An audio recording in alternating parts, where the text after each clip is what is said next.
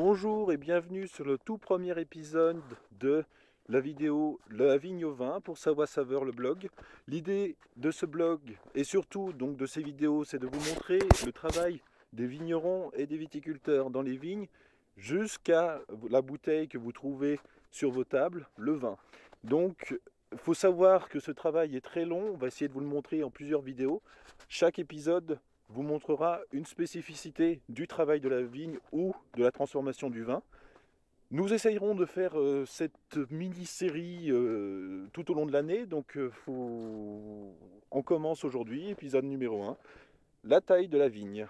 Nous sommes aujourd'hui, donc il faut savoir, c'est que la taille se passe entre janvier et maximum fin février. Nous sommes aujourd'hui le 16 février. La taille, premier épisode, allez c'est parti. Alors, voici ce qu'est un pied de vigne. La neige,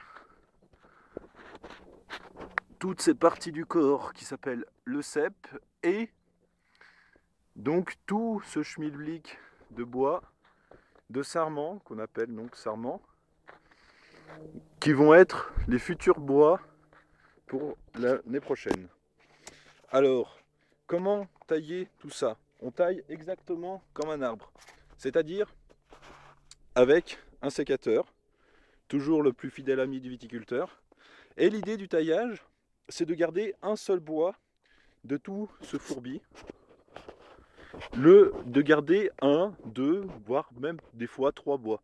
Donc par sécurité, nous on va essayer d'en garder 3, mais c'est pas forcément la meilleure chose à faire. Généralement on en garde 2. Il faut savoir, on en garde 2. On va essayer d'en sauver 3. Alors, je vous dirai exactement pourquoi je l'ai choisi. Celui-là, je ne le choisis pas parce que vous voyez les marques noires. Ce sont des marques de grêle. Donc on voit directement la grêle, comment elle influe sur la vigne. Alors, je suis désolé, il manque un peu de lumière, mais vous voyez toutes ces marques noires, ce sont la grêle. Donc directement, on va enlever tous les bouts qui sont grêlés. Ensuite, il faut savoir, on ne va jamais prendre un bois qui sera ancien, dit utilisé de l'année précédente. Donc du coup, on va enlever tous les bois gris, qui sont comme ça gris, et on va garder ceux qui sont un peu plus orangés. Je vais essayer de vous en montrer un, qui sont, voilà, vous voyez la différence, vous voyez ici le gris, et ici l'orangé. Voilà. Donc on enlève les gris, pour bien différencier. Voilà. Celui-ci, il est un peu usé. Celui-là est franchement assez costaud. Faut avoir des bras. Celui-ci est franchement gris. Et celui-ci est criblé. Alors je ne sais pas si vous voyez ici. Il est criblé d'un pack de grêle. Donc on va pas le garder. Voilà. Donc je vais faire une petite pause, je finis de laver, d'enlever tous les morceaux et je vous montre comment ça se passe ensuite. Donc voilà, 2 minutes plus tard, j'ai fini de travailler, j'ai fini de tailler. On se retrouve toujours donc avec ce cep. 2 branches.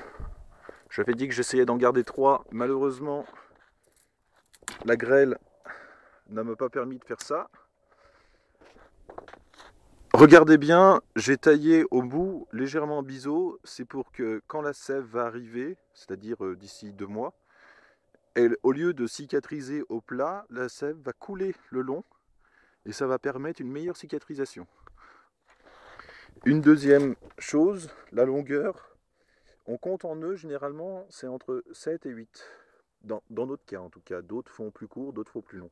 1, 2, 3, 4, 5, 6 et bien 7.